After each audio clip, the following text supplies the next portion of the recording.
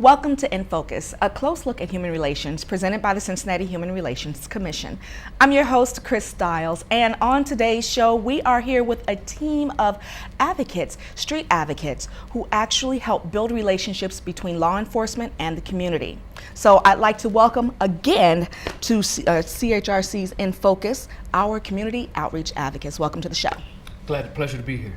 Now, before we start, I would love for you to introduce yourselves. My name is Aaron Pullins III. I'm the team lead for District 2 and 4 for the city of Cincinnati. My name is Derek Rogers. I also work in District 4 as well. Okay, now for those of us who don't know what all of that is, District 4 is police district. Well, the city has 5 districts. Okay. District 1, 2, 3, 4, 5, which is a police department in each district.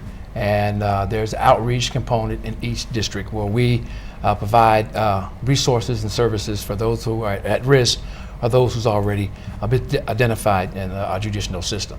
So what exactly is your role? What is a street advocate? Well, a street advocate, we have several roles. Actually, most of our description evolved as we began to do the work because this whole job evolved from the 2001 unrest that we had in the city. So they had to actually create a certain type of job to deal with the transition. And so what we do is actually go to the hot spots, some of the most dangerous streets in Cincinnati, Ohio, and actually provide services and a lifeline for the population that's involved with violence and that's looking for that lifeline for change.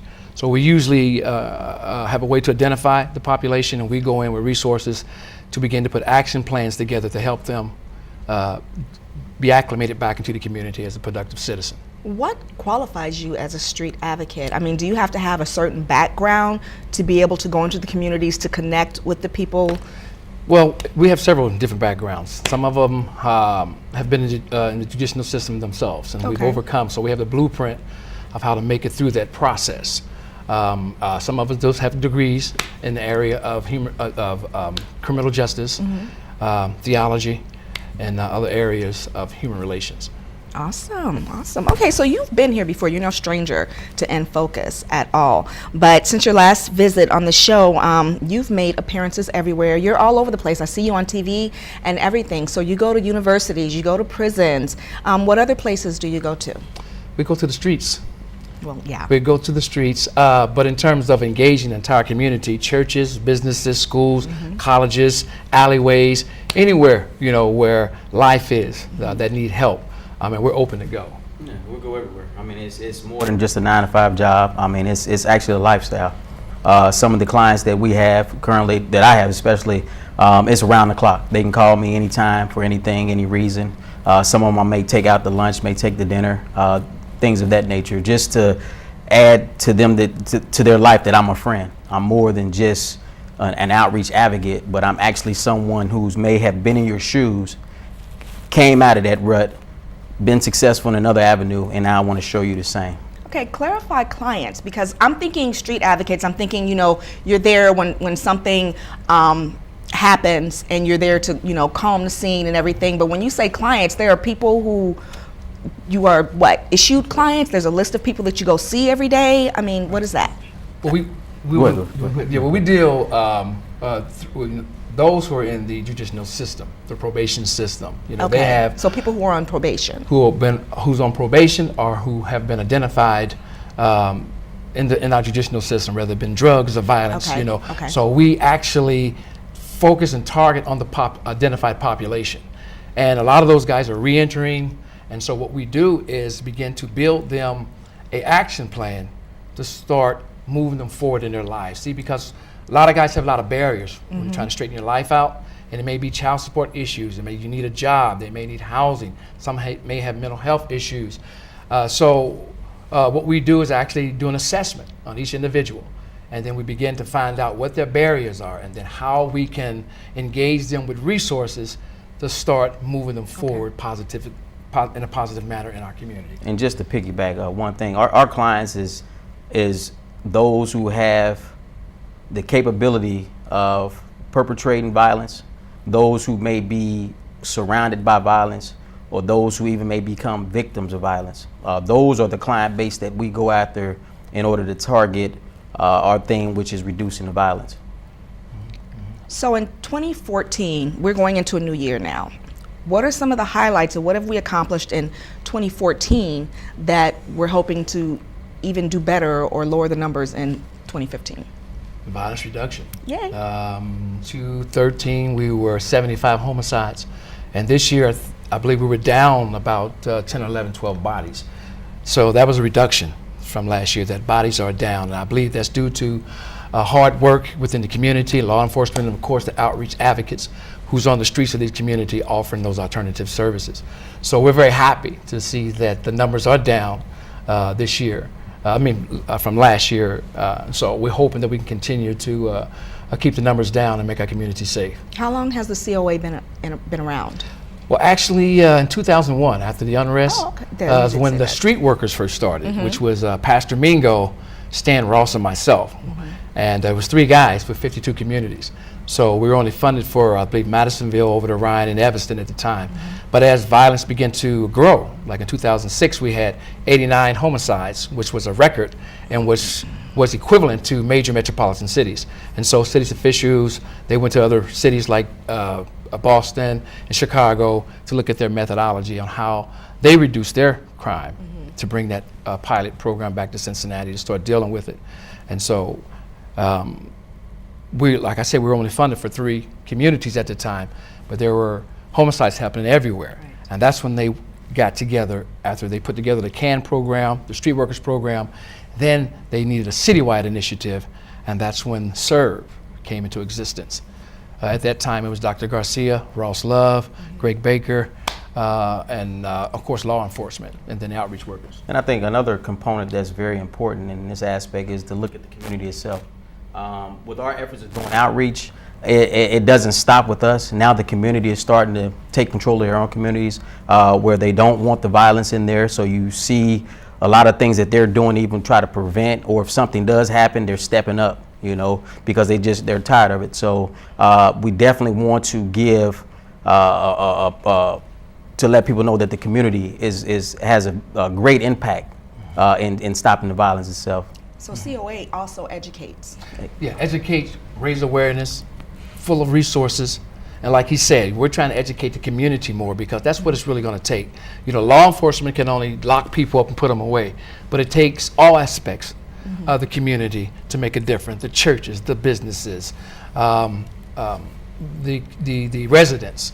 It takes everybody to be involved. And so that's what we do. We go to community council meetings to find out the stats and what's going on in each community, and then how we can offer services for those who are returning to that community or those who are already in the system. Now, I wanted to, are there new challenges since we started COA in 2001? Are there things that you are finding now that are becoming more of a challenge than they were in years past? I know gun violence is rampant right now. Right. Well, of course, we walk through neighborhoods and we hear gunshots around us. Several shots, multiple shots a lot of times when we're on the ground in the community. But there's always something that evolves, something new out of the situation. And so we're always trying to be able to have the resources and the strategies to deal with some of the newer changes, because one thing, the shooters are becoming younger than it was within the last 7 years, when we have had shooters as young as 12 years old. And so that's something that's kind of new in this trend, is that the shooters and the victims are becoming younger. And so that's why we feel we want to get into the high schools, the elementary schools, to start the education and awareness in terms of the prevention piece before they end up in the system of things.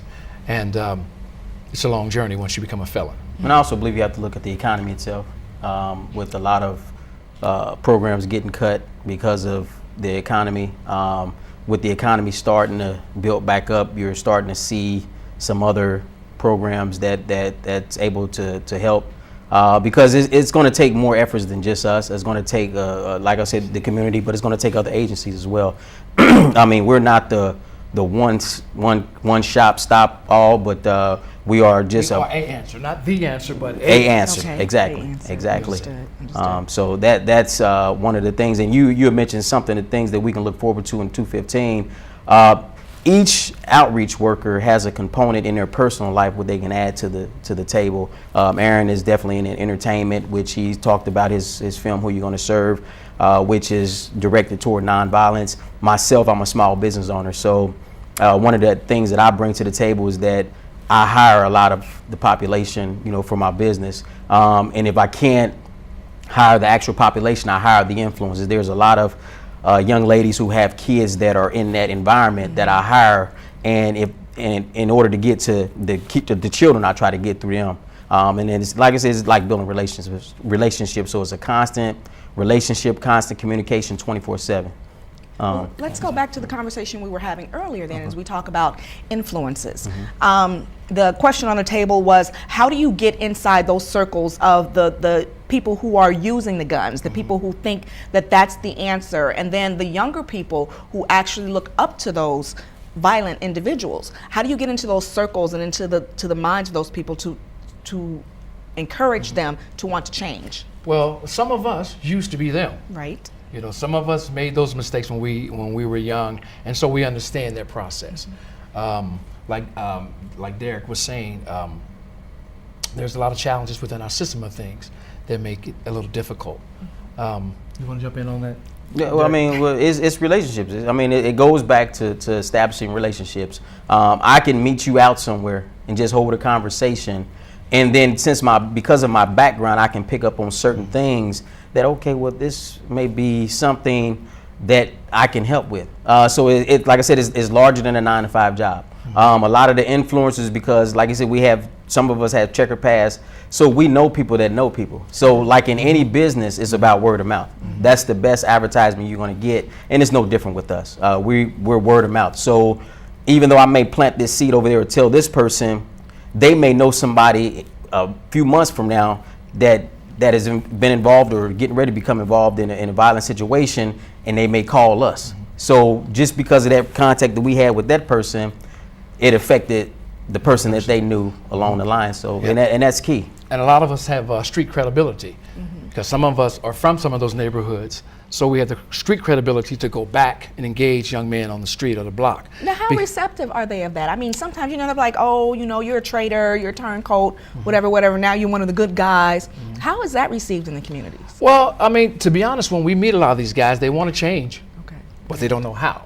Or they don't have the resources or had not been confronted. See, our philosophy is that we came from behind the desk. We're not like social workers who want the client to come into the desk. Our philosophy is to meet them where they are.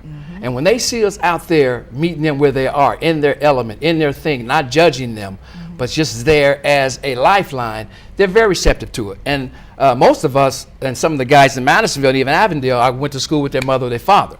So I know some of the kids, and even my own nephews and family members that's out there. So we have that street credibility because we know the parents, or we know the community, or we used to be. So we can go back and say that you're going down the wrong road. Because what needs to happen is these young men need to be educated about their choices and consequences. They need to know what this monster of a judicial system that we have, that when you get caught up in that system, especially when you get a felony, it literally can destroy you for the rest of your life. So we really urge young men and women to think before you make a decision when it comes to violence, because there's state and federal laws that are designed to put young people away for a very long time, even using your juvenile record to charge you as an adult. The basic 1 to 3 charge that a person can get for a CCW. I mean, the feds are talking about coming in and turning that to a mandatory 15. Let's hold that right now, because I think it's really important for our viewing audience to know that there's a little more than meets the eye when it comes to getting involved and getting wrapped up in the judicial system. So stay right where you are. We will be back with more In Focus.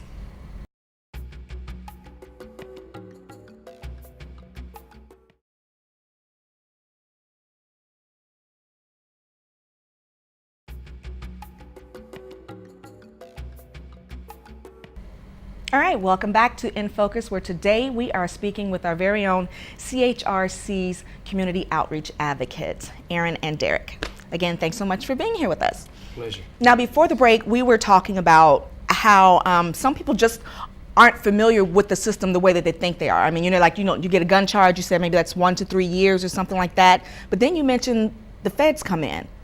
What happens then? Well, they're actually trying to take the state charge and kick it out and bring in a federal charge that could be 15 years Fed time as opposed to a 1 to 3 on a CCW. They're talking about trying to establish giving someone 10 years for just having one bullet. They also are identifying certain people who's been involved in certain groups when it comes to violence or drugs, and one person go out and do something, they're bringing the whole crew down. Mm-hmm. So they're just trying different strategies, to enforce, law enforcement on those who continue with that lifestyle. So we really want to raise the awareness and educate young people to understand when you pick up a gun, what that really means. Because that is a situation that can take your life or cause you to take another person's life or have a felony on your record that will follow you the rest of your life. And we were talking about guns off camera. We were speaking on being out on the streets, what that's like. Now, I know when you said you want to meet people where they're at, and we spoke on the groups of individuals who carry guns and who use them and things like that. Have you ever been caught up in a situation? Yeah, I have once. I had a 19-year-old get in my car and put a gun in my side. He got in your car? Yes.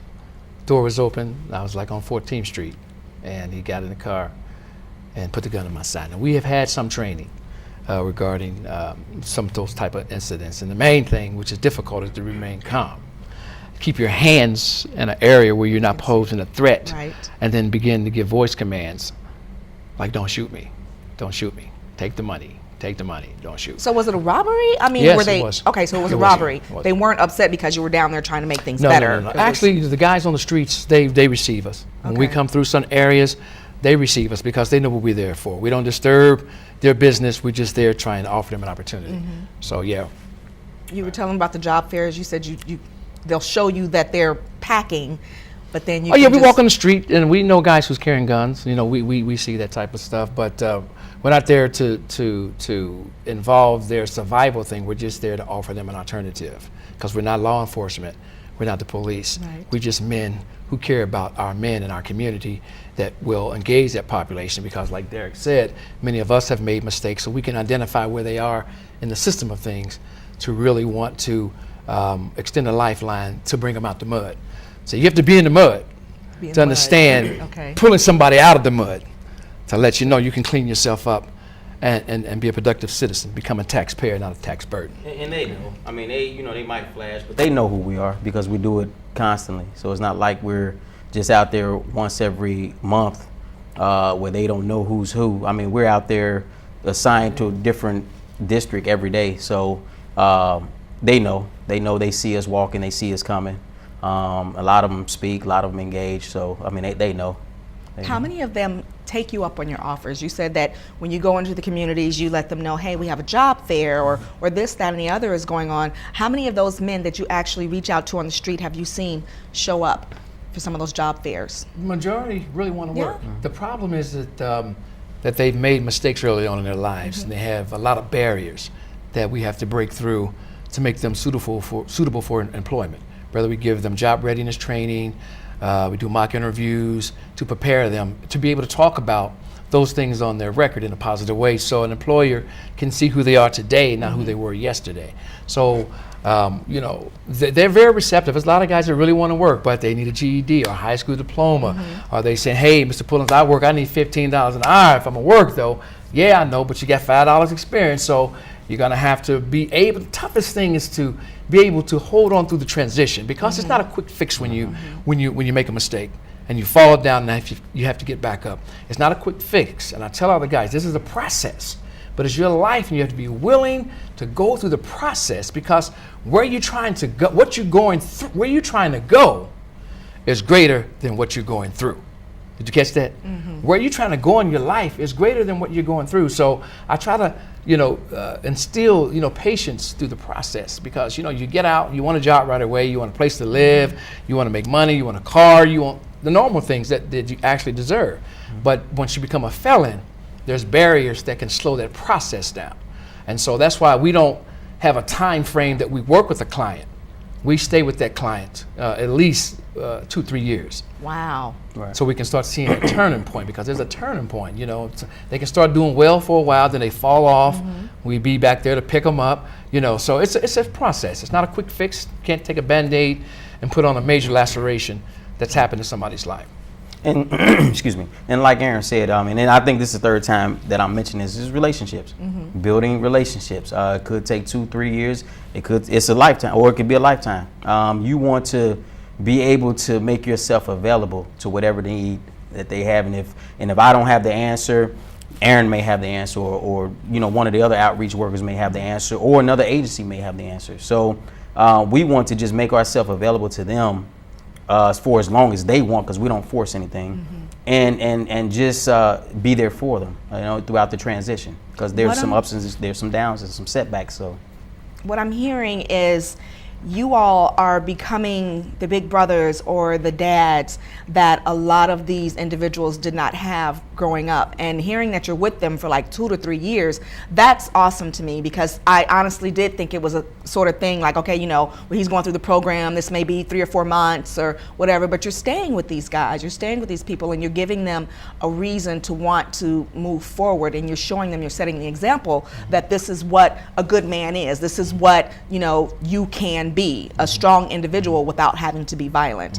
So I applaud you all for that. So go ahead. Well, this is why we need the entire community to be involved, because we need employers that we can build relationships with that will give these guys a second chance.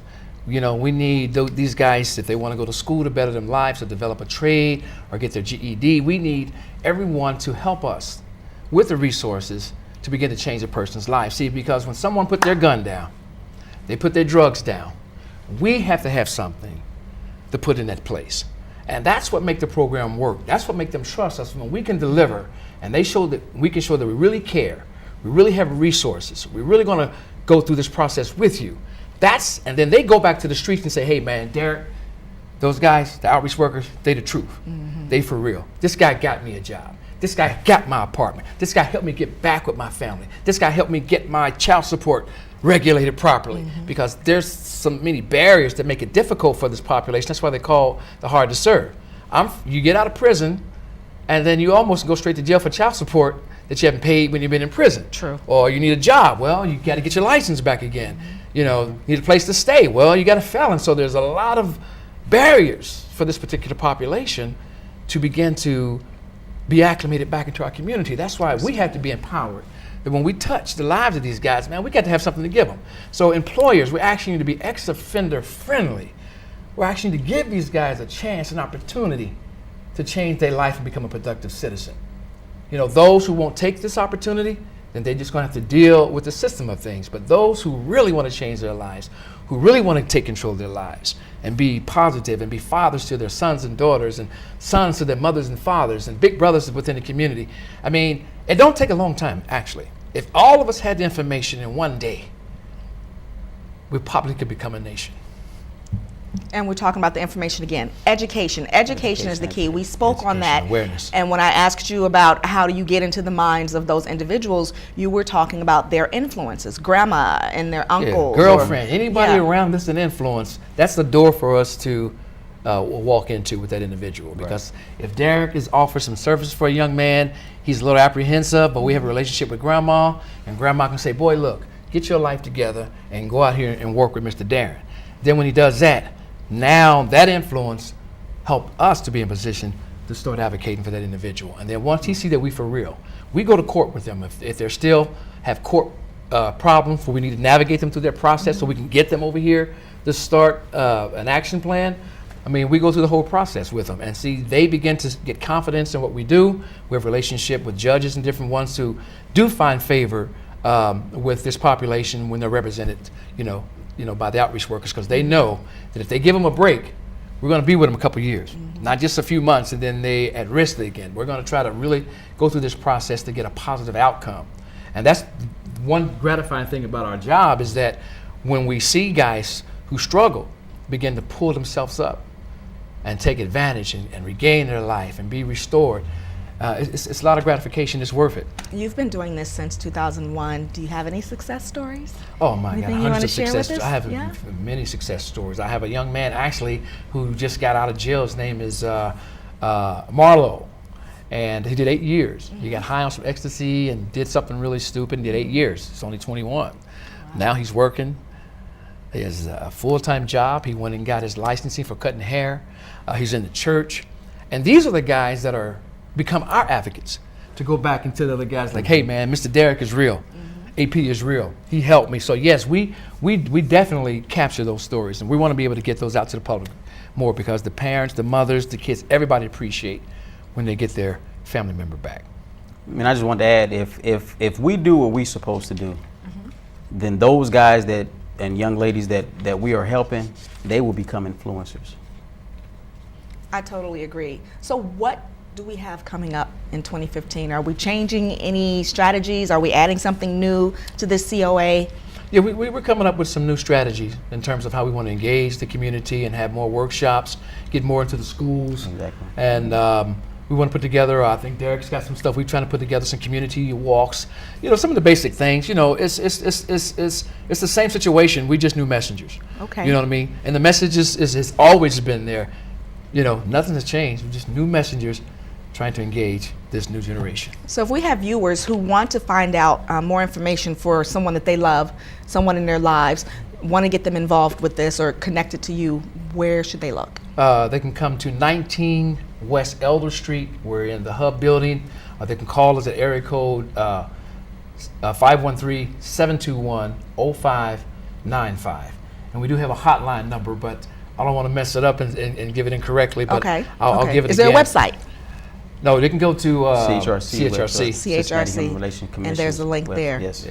So do you have any final words that you want to send out there to our viewers, to people who are hoping to make the transition, what they should really focus on? Well, first I like to praise, and I like to celebrate the fact that crime is down this year. So I'd really like to celebrate that and thank everybody who was a part of it, law enforcement, the community, the churches, the schools, the advocates, councilmen, whoever was involved. I'd like to just thank the community at large to see that we have brought our numbers down, So I don't want to let that go unsaid and undone. But we're definitely looking for 2015 to be an explosive year. Like Derek says, we do a lot of things outside of this CHRC, and so we hope to continue to put other events together within the community as well. And they can get information on the events that are coming up in 2015 on the CHRC website, correct? Right, as it comes, as it comes available. But one thing I wanted to, I guess, lastly mention is that if there's anyone out there that needs transition in their life or is trying to make a change,